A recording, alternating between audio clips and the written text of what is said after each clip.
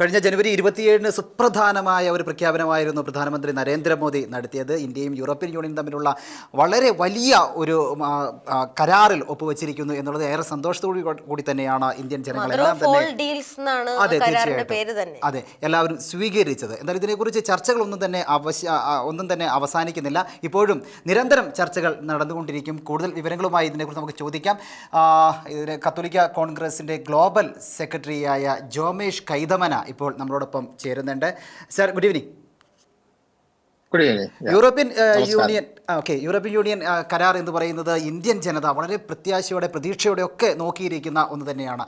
നമ്മുടെ അഗ്രികൾച്ചർ മേഖലയിൽ, നമ്മുടെ എഡ്യൂക്കേഷൻ മേഖലകളിൽ എത്രത്തോളം ഒരു ഗ്രോത്ത് കൊണ്ടുവരാൻ നമുക്ക് ഈ കരാറിലൂടെ കഴിയും?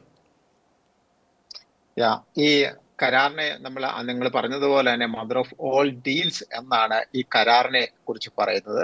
ഇത് ശരിക്കും 2007 തുടങ്ങി, പിന്നീട് ഇതിന് തുടങ്ങിയിട്ട് 2022 സജീവമാകുന്നത്. അപ്പൊ ഏകദേശം നീണ്ട 18 വർഷത്തെ ഒരു കാത്തിരിപ്പിനൊടുവിലാണ് ഈ കോൺട്രാക്ട് വരുന്നത്.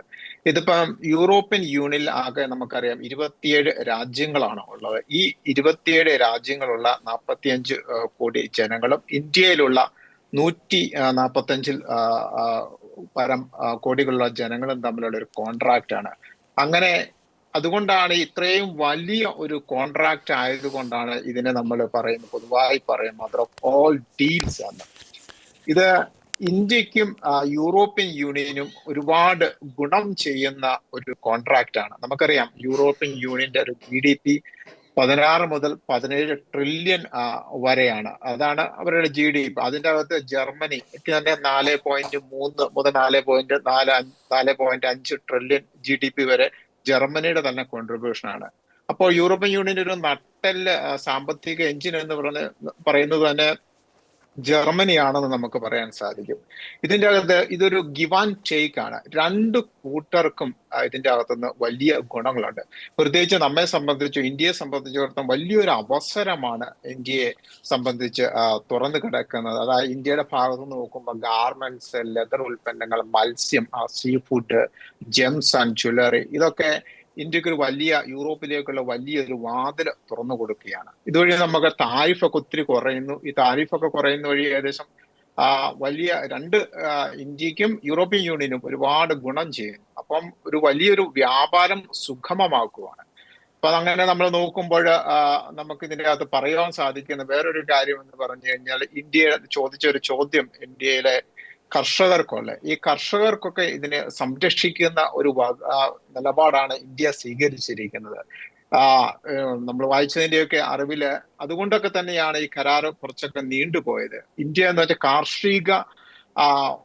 കർഷകരും കാർഷിക ഉൽപാദനം ഡിപ്പെൻഡ് ചെയ്തൊരു വലിയൊരു എക്കണോമിയാണ് ഇന്ത്യ. അപ്പോൾ കർഷകരെ സംരക്ഷിക്കുക എന്നുള്ളത് വലിയൊരു ഇതാണ്. അപ്പോൾ കർഷകർക്ക് ഒരു ബുദ്ധിമുട്ട് വരാത്ത രീതിയിലാണ് ഈ കോൺട്രാക്ട് നമുക്ക് നടന്നിരിക്കുന്നത്. അതുകൊണ്ട് ഇന്ത്യക്ക് സംബന്ധിച്ചിടത്തോളം അത്ര വലിയ എക്സ്പോർട്ടിനുള്ള വലിയൊരു സാധ്യത തുറന്നു കിട്ടിയിരിക്കുകയാണ്.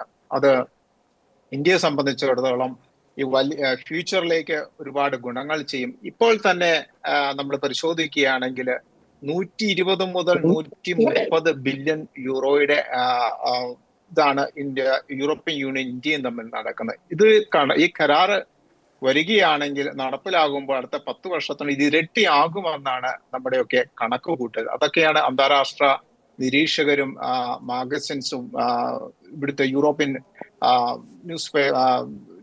ന്യൂസുകളൊക്കെ ഇപ്പം റിപ്പോർട്ട് ചെയ്തുകൊണ്ടിരിക്കുന്നത്. അതിന് വലിയ പ്രാധാന്യത്തോടെയാണ് കഴിഞ്ഞ ആഴ്ചകളിലൊക്കെ ഈ കോൺട്രാക്ടിനെ യൂറോപ്പിലെ മാധ്യമങ്ങളെല്ലാം വിലയിരുത്തിയത്.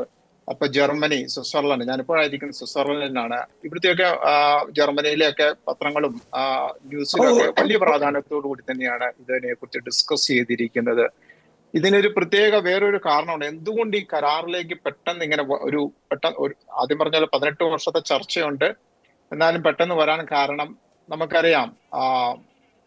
കൊറോണ ടൈം അത് കഴിഞ്ഞു, രാജ്യങ്ങളൊക്കെ സ്റ്റേബിൾ ആയിക്കൊണ്ടിരിക്കുന്നു. പെട്ടെന്ന് ഉക്രൈൻ വാറ് തുടങ്ങി. അന്നേരം യൂറോപ്യൻ യൂണിയന് മനസ്സിലായത് ഒരു കാര്യമുണ്ട്, ഇവരുടെ സപ്ലൈ ചെയിൻ, പ്രത്യേകിച്ച് ജർമ്മനിക്കൊക്കെ ഊർജത്തിലുള്ള സപ്ലൈ ചെയിനൊക്കെ എത്രത്തോളം വീക്കാണ്. ജർമ്മനി ഒരുപാട് പ്രതിസന്ധികളിലൂടെ ആ സമയത്ത് കടന്നുപോയി. കാരണം ജർമ്മനി എന്ന് വെച്ച് കഴിഞ്ഞാൽ എക്സ്പോർട്ട് ഓറിയന്റഡ് മാർക്കറ്റാണ്. ഇപ്പൊ ഒരുപാട് പ്രതിസന്ധികൾ, ഊർജ്ജ പ്രതിസന്ധി ജർമ്മനിക്ക് ഭയങ്കര ഇതായിരുന്നു. അന്ന് ആ കാലത്ത് ഞാൻ ജർമ്മനിയിലുണ്ടായിരുന്നു. അപ്പോൾ ന്യൂസിലൊക്കെ ഇതൊന്നും ചർച്ചയായിരുന്നു. പിന്നീട് ചൈന +1, ചൈനയെ മാത്രം ആശ്രയിച്ച് മുമ്പോട്ട് പോകാൻ പറ്റുകയില്ല. അതോടൊപ്പം ഒരു സ്ട്രാറ്റജിക്കൽ പാർട്ണർ നമുക്ക് വേണം. ചൈന +1, ഇതാണ് യൂറോപ്യൻ യൂണിയന്റെ ഒരു സ്ട്രാറ്റജി എടുത്തത്. ഒരു തന്ത്രപരമായ ഒരു നിലപാടായിരുന്നു. ചൈനയെ മാത്രം പോരാ, ചൈനയ്ക്കൊപ്പം തന്നെ നമുക്ക് വിശ്വസിക്കാവുന്ന ഒരു രാജ്യം വേണം. അതാണ് ഇന്ത്യയെ കാണുന്നത്. ഈ പറഞ്ഞ പോലെ 145 കോടിയുള്ള ഒരു ജനം, ഇത്രയും വലിയ മാർക്കറ്റാണ് തുറന്നു കിട്ടുന്നത്. അപ്പോൾ അത് ഇന്ത്യക്കും യൂറോപ്യൻ യൂണിയൻ ഒരുപാട് അനുകൂലമായിട്ടുള്ളതാണ്. അപ്പൊ തന്നെ നമ്മൾ മനസ്സിലാക്കണം, ഈ വിശ്വസിക്കാവുന്ന വളർന്നുകൊണ്ടിരിക്കുന്ന വലിയൊരു ജനാധിപത്യ വ്യവസ്ഥയിലേക്കാണ് യൂറോപ്യൻ യൂണിയൻ കണ്ടുവയ്ക്കുന്നത്, വലിയൊരു മാർക്കറ്റിലേക്ക്. അതുകൊണ്ടാണ് യൂറോപ്യൻ യൂണിയന്റെ അധ്യക്ഷ ഊർസുല ഫോൺ ഡെർ ലയൻ പറഞ്ഞത്, India is not just a partner for today, India is the partner for Europe's future എന്ന്. യൂറോപ്പിന്റെ ഭാവിയിലേക്കുള്ള ഒരു പാർട്ണർ എന്ന നിലയിലാണ് കാണുന്നത്. നമുക്ക് മനസ്സിലാക്കാൻ സാധിക്കുന്നത്, ഇതിന്റെ ഒരു വരികൾക്കിടയിലൂടെ നമുക്ക് മനസ്സിലാക്കാൻ സാധിക്കുന്നത്, ഇന്ത്യയെ ഇപ്പൊ കാണിക്കുന്നത് ട്രസ്റ്റഡ് ഗ്ലോബൽ പാർട്ണർ എന്ന നിലയിലാണ് യൂറോപ്യൻ യൂണിയനും ഒക്കെ കാണുന്നത്. ഇതൊക്കെ നമുക്ക് വരികൾക്കിടയിലൂടെ വായിച്ചെടുക്കാവുന്നതാണ്. വലിയ പ്രാധാന്യത്തോടു കൂടി തന്നെയാണ് യൂറോപ്യൻ യൂണിയനും ഇന്ത്യ ഈ ഡീലിനെ കാണുന്നത്. സർ, ഇതിനകത്തൊരു കാര്യം ചോദിക്കാനുള്ള, ഈ ജനറിക് മെഡിസിൻസിന് യൂറോപ്യൻ യൂണിയനിൽ നമുക്കറിയാം, വിദേശ രാജ്യങ്ങളിലൊക്കെ കർശനമായ പേറ്റന്റ് നിയമങ്ങളുണ്ട്, ലോസ് ഉണ്ട്. അത് ഇന്ത്യയിലേക്ക് വരുമ്പോൾ ഇവിടെയുള്ള വില കുറവിന് മരുന്ന് കിട്ടുന്നത് സാധാരണക്കാർക്ക് ബുദ്ധിമുട്ടാവുമെന്നൊരു ആശങ്ക ജനങ്ങൾക്കിടയിലുണ്ട്. ഇതിനെ താങ്കൾ എങ്ങനെയാണ് കാണുന്നത്? ഇതിന്റെ അകത്ത് ഇങ്ങനെയുള്ള കാര്യങ്ങളൊക്കെ ഇത് ചർച്ച നടന്നുകൊണ്ടിരിക്കുകയാണ്. യൂറോപ്യൻ യൂണിയൻ, നമുക്കറിയാം, യൂറോപ്പിന്റെ ഒരു സ്റ്റാൻഡേർഡ് ഉണ്ട് പ്രോഡക്റ്റിനും അതിന്റെ കാര്യങ്ങൾക്കും എല്ലാം. അത് ഇന്ത്യയിലേക്ക് വരുമ്പോൾ അതിന്റെ അകത്ത് വലിയ കോംപ്രമൈസ് ഒന്നും വരാൻ സാധ്യതയില്ല. കാരണം ഈ സ്റ്റാൻഡേർഡ് കീപ്പ് ചെയ്തേ പറ്റുള്ളൂ. അപ്പം ഇന്ത്യക്ക് ഇതൊരു അവസരമാണ്. ഇന്ത്യൻ പ്രോഡക്റ്റ് ഇവിടോട്ട് വരുമ്പോൾ, യൂറോപ്പിലേക്ക് വരുമ്പോൾ ആ സ്റ്റാൻഡേർഡ് ഇന്ത്യയും കീപ്പ് ചെയ്യും. അപ്പോൾ അതിനുള്ള കാര്യങ്ങളൊക്കെ ഇന്ത്യ ഗവൺമെന്റും ഇതിന്റെ പിന്നാമ്പുറങ്ങളിൽ ചർച്ചകളൊക്കെ നടക്കുന്നുണ്ട്. എങ്ങനെ ഇത് മറ്റുള്ള ഇന്ത്യയിലുള്ളവർക്ക് അഫോർഡ് ചെയ്യാൻ പറ്റുന്നു എന്ന രീതിയിൽ. ഓക്കെ, തീർച്ചയായിട്ടും സാർ. മറ്റൊരു കാര്യം കൂടി ചോദിച്ചുകൊള്ളട്ടെ. അതായത് അങ്ങ് കത്തോലിക്ക കോൺഗ്രസിന്റെ ഗ്ലോബൽ സെക്രട്ടറി കൂടിയാണല്ലോ. സഭ എങ്ങനെയാണ് ഈ കരാറിനെ കാണുന്നത്? നമുക്കറിയാം, സഭ ഒരു കരാറിനെ കാണുന്നത് എപ്പോഴും അതിന്റെ സാമ്പത്തിക വശം മാത്രം നോക്കിയല്ല. ഇത് മനുഷ്യന് സമഗ്രമായ വികസനം എത്രത്തോളം ഉപകരിക്കുന്നു എന്ന് നോക്കിയാണ്.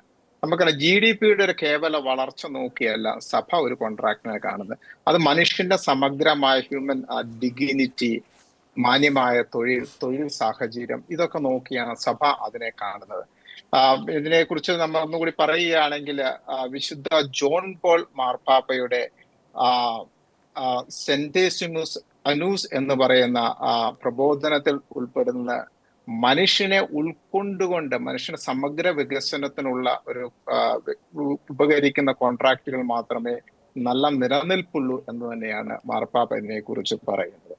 പിന്നെ പ്രകൃതിയും ഒരുപാട് തന്നെ സഭ പരിഗണിച്ചുകൊണ്ടാണ് പോകുന്നത്. നമുക്കറിയാം, കഴിഞ്ഞ ഫ്രാൻസിസ് മാർപ്പാപ്പയുടെ ലൗദാത്തോ സി എന്ന് പറയുന്ന ചാക്രിക ലേഖനം പ്രകൃതിയെ മറന്നുകൊണ്ടുള്ള ഒരു വികസനമല്ല എന്ന് തന്നെയാണ് അതിൻ്റെ അകത്ത് നമുക്ക് വായിച്ചെടുക്കുവാൻ സാധിക്കുന്നത്. അതിന് പ്രകൃതിയെയും മനുഷ്യനെയും എല്ലാം ഉൾക്കൊണ്ടുകൊണ്ടാണ് സഭ കാണുന്നത്. ഇതിന് മനുഷ്യന്റെ ഡിഗ്നിറ്റി, ഹ്യൂമൻ ഡിഗ്നിറ്റി, അവന്റെ സമഗ്രമായ വികസനം, തൊഴിൽ സാഹചര്യം, സ്റ്റാൻഡേർഡ് ഓഫ് ലൈഫ് എല്ലാം സഭ കണ്ടുകൊണ്ടാണ് ഇരിക്കുന്നത്. ഓക്കെ, തീർച്ചയായും വളരെ വ്യക്തമാണ്. സഭയും വളരെ പ്രതീക്ഷയോടുകൂടി തന്നെ നോക്കിക്കാണുകയാണ് യൂറോപ്യൻ യൂണിയൻ കരാർ എന്നുള്ളതിനെ കുറിച്ച്. വളരെ വ്യക്തമായി തന്നെയാണ് അങ്ങ് ഞങ്ങളോട് പറഞ്ഞത്. വളരെയധികം നന്ദി. കത്തോലിക്ക കോൺഗ്രസ് ഗ്ലോബൽ സെക്രട്ടറി ജോമേഷ് കൈതമനെയാണ് ഇപ്പോൾ നമ്മളോട് സംസാരിച്ചത്. ഒരിക്കൽ കൂടി അങ്ങേക്ക് നന്ദി പറയുന്നു.